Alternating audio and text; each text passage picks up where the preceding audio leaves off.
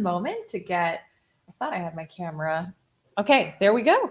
I think we're good. I think we're good. Good morning on Facebook, LinkedIn, and YouTube. Good morning over on Instagram. We are talking today about succeeding in times of fear. Succeeding in times of fear. So, as you are coming in, good morning, Fit and Wellness. What's your name, by the way, if you don't mind sharing? I know you've been joining lately, and it's great to see you. Hey, Sierra. Good morning, Michelle. We are talking today about succeeding in times of fear. Oh, Christina on Facebook. Good morning. So good to see you. CC, good morning. Carol. Okay. Fit and Wellness, Carol. Okay. I will remember that. I will remember that. So good to see you. Kate, good morning. Sherry, good morning. It's so good to see all of you talking today about succeeding in times of fear. This is an important conversation. It's a powerful conversation. And when you learn to, oh, we're not streaming to LinkedIn. Okay, well, we're just not gonna worry about it. Okay, here we go. When you learn how to manage your mindset when everyone around you is afraid and is fearful, and you learn to actually look at that as your time of opportunity, everything will shift for you. Jen on YouTube, good morning. Great needed topic. Beautiful, beautiful. Well, I am glad it's speaking to you today. And I think, is Jack coming? Okay, I thought my son was opening the doors and coming in. You just never know what's going to happen on these live streams. Hopefully it's a bit of a comedy show for you as well. Laura, good morning. Mary Beth, good morning. Okay, so super quick update on Sedona, and then we're going to get into the topic. For today, we're about 50% sold out on our room block. So if you've been like sitting on the sidelines saying, oh, I want to do it, but you're procrastinating on it for some reason, get your ticket. Get your room block ticket as well. So December 8th through 10th at Enchantment Resort in Sedona, Arizona. It is going to be so powerful. Who here is registered so far? I see several of you who I know are registered, which is wonderful. We can't wait to have you. And with the room block, it's about 50% off. The normal price. Michelle's saying, OMG, I have to get my ticket. Yes, you do. Yes, you do. Get it today so you can get it while we still have the room block pricing for sure. They're moving really fast. Pause due to poor connection. Come on, internet. We can do this. We can all do this together. But you can get your ticket at elisearcher.com/Sedona. We've got, I think we have 8 VIP spots left as well. The VIP option gives you a special half-day planning session with me the week before to map out 2022. You get an intimate VIP dinner Thursday evening, and then you get priority seating through the event as well. And those are also on early bird special right now too. So grab your ticket, get it while the getting's good, okay? Before they're sold out, elisearcher.com/Sedona. Laura is saying, excited for Sedona. I'm so excited to have you. It's going to be so, so, so powerful. It's all about reclaiming your power, Then that's going to help you elevate your sales, your finances, and your pleasure and enjoyment of life, which is really the most important thing as we go into 2022. Marlena, good morning. Oh my gosh, y'all, I did the most amazing shoot with Marlena yesterday. So go follow her if you're looking for a great photographer. I feel like this is like promotional this morning. It's not meant to be fully promotional. We're going to get into the live stream topic, but I got to give a shout out to my girl, Marlena. She was over here yesterday doing our first in-person shoot in a year, and she's incredible. And she does FaceTime photography too, if you're not in the North Carolina area, which is really great. So, okay, so let's get into the topic for today. And I want to just open it up too, if you have questions on this. So the topic today, we're pulling from Think and Grow Rich, the chapter on faith, and we're talking about succeeding in times of fear. Jen on YouTube, I know you said this is a needed topic. And I agree. But for you or for anyone else who's like, oh my gosh, this is a needed topic, like what's showing up for you in this area? Is it Antonia? Am I saying good morning? It's so good to see you. I hope I'm saying your name correctly.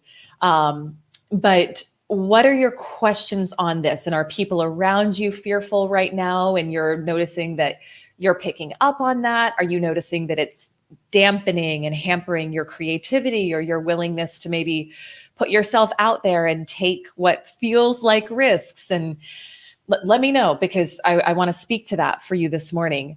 Let me check comments on Jen saying, got tons of money fear right now. Oh, okay. Well, you know what? You and I have a coaching session in about an hour. So this is great timing for that. Okay. Great timing for that. So we'll work through all of that on the coaching session. Kalua, good morning. But thank you for sharing that. And does anybody else have that going on? Like money fear, money scarcity, or maybe it's fear around something else. But I want you to just check in. So I'm going to read to you. It's like a paragraph or two out of this chapter on faith. And then we're going to get into it. Okay. We're going to get into it. I'm going to share with you 3 keys that I've found in my own life to really help you succeed in times of fear. Because, Jen, to your point of having some money fear showing up right now, usually when that happens, it's like there's some outside thing that we're letting in our head, that whether it's input from a family member, whether it's the news, whether it's a book you're reading that's getting in your head, and that's like disrupting your alignment with your inner truth, which is that you are abundant and prosperous all the time.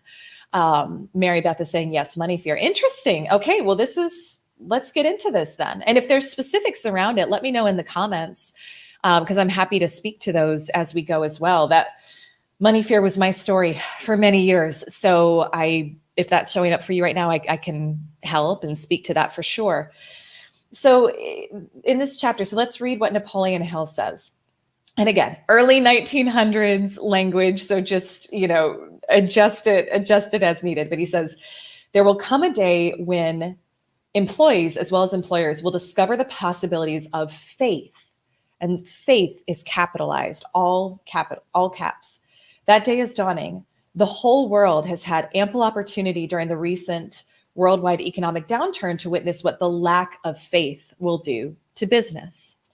So I want to just pause on this. Faith and fear are 2 ends of the same stick. It's the same thing. Both of them are putting your energy and belief in something that hasn't happened yet. Okay, that's all it is. So if you're someone who says, I have a hard time visualizing what I want. Thank you for the hearts, Holly. Good to see you this morning. If you're someone who says, I have a hard time visualizing what I want, but you're worrying a lot, you're a great visualizer. You're just visualizing what you don't want. Okay. Worry is just negative visualization. So faith and fear are 2 ends of the same stick, and it's a choice. It's a choice always. And so we can choose what we're going to focus on, either what we want or what we don't want. All right. Everything has 2 sides, right? So he goes on to say, surely civilization has produced a sufficient number of intelligent human beings to make use of this great lesson which has been taught the world. During this time of difficulty, the world had evidence in abundance that widespread fear can paralyze the wheels of industry and business. Out of this experience will arise leaders. Now listen to this. So when everyone else is paralyzed in fear, out of that experience will arise leaders in business and industry who will profit by the example which Gandhi set for the world. And they will apply to business the same tactics which he used in building the greatest following known in the history of the world. Now, listen to this too. If you're someone who's just building your business and building your brand now, these leaders will come from the rank and file of the unknown. And then he goes on to say, who now labor in steel plants, coal mines, factories, and the small towns and cities of America. Okay. So that's where we're going to stop for today with the reading, but let's talk about what's in there for you, because there's so much good in there for you. And let me take a moment and read comments. Christina's saying, yes, just started my own company. Beautiful. So this is your opportunity. This is your opportunity, right? It's like for those of you who are like, I'm getting started, I'm launching something new, and other people around you are fearful or are receding, this is your time when you're actually going to have the most opportunity. So 3 keys that I live my life by that have helped me really not be in fear when other people are about anything. Number 1, and we're going to talk specifically about money and business here, but this applies to everything. Number 1, you create your own economy. Always, always, always. I don't care what the economy is doing. What I care about is what your economy is doing. It has 0 bearing on you what the economy is doing. Except that if other people are in fear, that's actually a great time to step up. And I want to use the word take advantage, because this isn't, where I really want to lead by like, we're all connected here and we're all one. But it's a great, when other people are fearful, kind of like Warren Buffett says, that's your time to go. That's your time to move. That's when the opportunities are made. So who here, thank you for the hearts. And Leslie, good morning. Elise, good morning. Does anyone else live by that mantra? Like, I create my own economy always? Because you do. You do. And you will either create what everyone else is creating, if that's what you're focused on. Like if you're watching the news a lot, or you're hearing somebody talk about this downturn, that downturn, whatever. Or you're going to create your own by focusing on what you want. So I live by like, it has zero bearing on me what's up in the economy. I don't think about it. I don't care. And it's not from a place of like, I'm not sensitive to people going through things that feel challenging, but we all create our own reality. You create your own reality. And so I would invite you to decide that you do that economically as well. And it helps no one, not you, not anyone else who you want to serve, for you to go into fear and scarcity if other people are in that. There's nothing helpful that you can do when you're in lack mode for anyone else. So this is critical. And I was having a conversation with one of my girlfriends a while back, and I noticed she was about to launch something new and she was about to raise her prices for a program, and she was in some fear about it. She was in some fear about, is this too much? Is this, are people going to want to pay this much? And I'd been through the program and I knew it was great. I was like, I think you're still undercharging. But I was like, where's this coming from that you're suddenly doubting, like right before you launch this, that you're doubting the price point of it? And she was like, I've been talking to other coaches and the economy, and other people are lowering their prices and yada, yada. And I was like, stop, stop doing that. That's not like, it's like when people zig, you zag, right? Do the opposite. So you create your own economy. And so she got anchored back into her truth, which was that she felt when she was in her alignment, which is that grounded, powerful place where you're looking inside instead of outside. She felt guided to raise her prices to this amount. She moved forward with that higher price point and had her best launch to date. And people were buying it like hotcakes at that price point, and it was easier sales than she made at the lower price point. So you create your own economy. Remember that. Write that down and remember that. Kalu was saying you've really noticed it the last couple of years. Yeah. So we have to remember that our greatest service to the world, our greatest life, our greatest contribution comes when we are, when we're looking more inward and we're in that place of alignment, which will always create a feeling of abundance for you and an actual physical reality of abundance for you, rather than looking around outside at the rest of the world. This ties in with the second key, which is that input always trumps output. Okay, so input always trumps output. So I want you to pay attention to, what is your input? What are you paying attention to right now? And we moved into this new building recently, and I don't watch the news. And I've received judgment from people about that before, but the news is pretty much a dumpster fire of negative stuff going on in the world. And I stand firm in my choice to not watch the news. It doesn't help me. It does, and I can't help you if I'm in a negative place. But the news plays 24/7 in this building, and so it's like, as I'm walking to the elevator, it's like blinders, because it's so, the way that it's presented, right, is for, at least you're saying, since I left the news, I do not watch the news. Isn't that interesting? I was actually, you and I have a common friend, and I was thinking about her the other day, and thinking about you too now, because I thought about going into news, and that was the path I was going to take when I was in college. And it's like, gosh, I wonder, that's got to be tough, I would imagine, at least from your experience, to like maintain high vibration and high alignment when you're in that all the time. Because it's to get ads, right? And ad ratings, and people's attention will tend to be most grabbed by things that are negative. So that's what it is. Kalu is saying, I never watch the news. Yeah, it's not, if I'm supposed to, it's like if I really need to know something, someone tells me. And that's like, okay, great. So then I just live my life by that philosophy, and it's always worked. But so input trumps output. And I remember, Jen, you're talking about that, the place of feelings of fear about money. I remember when I had that happened, it was a while back, but it was like, I think it was actually right after I had made like what felt like a big investment in coaching for me at the time. And it was a couple of weeks of like, oh my gosh, what am I like questioning and doubting myself? And I was talking to my coach one day about what was going on there. And she was like, what are you paying attention to? Like, when is this happening for you that you're feeling these feelings of fear and scarcity around money? And I noticed it was triggered by a particular book I was reading, which I hadn't put two and two together, but it was triggered by a book I was reading, and no knock on this book, but it was a different philosophy than I was taking to my money at that time. And because this person was a New York Times bestselling author, I was making him right and myself wrong, and going into some fear and scarcity around finances and around money at that point. And she put me on a consumption hiatus for like 3 weeks, no reading, not even personal development stuff. It was just like, you study, you go inside and look inside for you. So Jen, we'll talk about what's going on for you in a little bit, and that may be helpful too. But you got to notice, like, whatever's going in your mind, that's going to dictate what you put out. So what are you focusing on? What are you paying attention to? And if you're focusing on things that make you doubt or question yourself, if you're focusing on things where other people are talking about being in fear or negative things going on, stop it. You have to stop it. Let me, sorry guys, we got a call coming in then.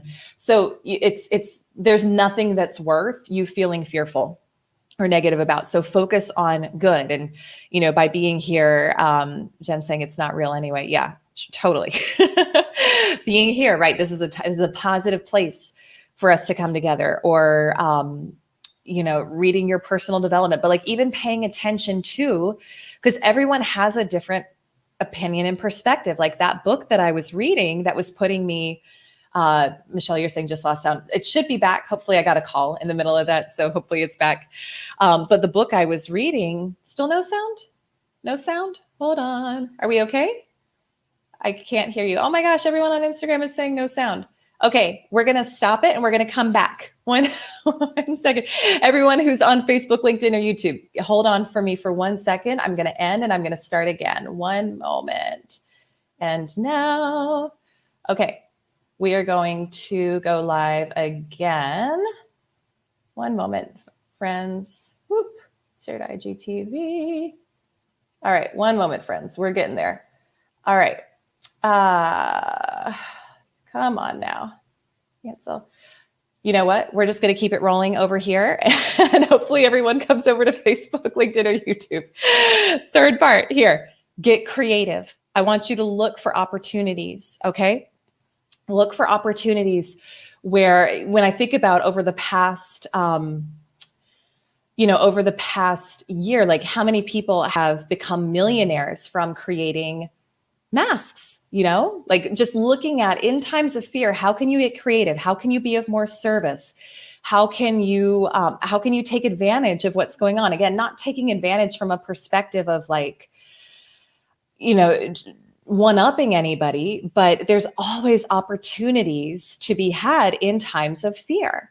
And that's the law of polarity, right? It's in every challenge is an equal and opposite blessing. So when there's a challenge going on, if there's a little thing going on, like a little amount of fear, there's a potential little blessing on the other side. But when there's a lot of fear going on, whether it's in you or in somebody else in the world, there is a lot of opportunity on the other side. So I want you to think about getting creative and looking for what are the opportunities in the marketplace, in the economy, for you to succeed during that, because that's always when the most success is made.